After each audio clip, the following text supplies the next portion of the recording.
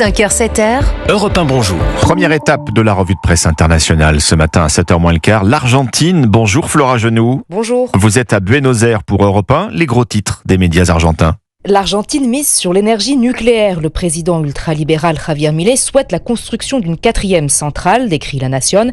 Les fonds nécessaires viendront du secteur privé. Une révolution énergétique selon l'exécutif qui assure l'Argentine deviendra autosuffisante et les coupures de courant, surtout l'été, ne seront plus qu'un mauvais souvenir. Une révolution censée répondre au développement de l'intelligence artificielle, très gourmande en énergie, relève Página 12. Ambito Financiero souligne, le gouvernement souhaite faire de l'Argentine un pôle d'intelligence artificielle, mais le retour triomphal du nucléaire, comme le décrit Javier Milei, manque de détails, relève le Buenos Aires Herald. Le média rappelle que le pays construit déjà un réacteur depuis 2014. Ces travaux sont à l'arrêt avec les coupes budgétaires décidées par le gouvernement.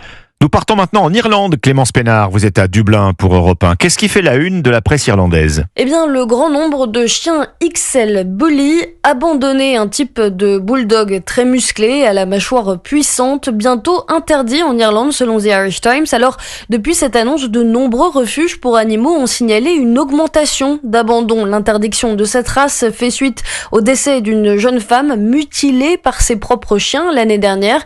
Seuls les propriétaires qui ont reçu un certificat d'exemption pourront les garder, explique la RT. Or, jusqu'à présent, moins de 400 demandes d'exemption ont été déposées, précise The Independent, bien qu'il y ait des milliers de XL Bully en Irlande. À partir du 1er février, faute d'exemption, les chiens de cette race pourront être saisis et euthanasiés. Nous sommes enfin à Londres avec la correspondante d'Europe 1 Royaume-Uni, Sarah Menahi. De quoi parle la presse britannique ? D'une icône de la culture britannique, Bridget Jones, l'actrice américaine Renée Zellweger était de retour sur le tapis rouge à Londres pour la première du nouveau volet du film. Bridget Jones nous ramène à nos bons souvenirs du début des années 2000, écrit le quotidien The Guardian. Jones, plus populaire que jamais auprès de la génération Z, écrit de son côté The Evening Standard, qui dévoile un petit peu le pitch du film. On retrouve Bridget Jones à 51 ans, veuve, mère de 2 enfants, et qui découvre les applis de rencontre et le Botox.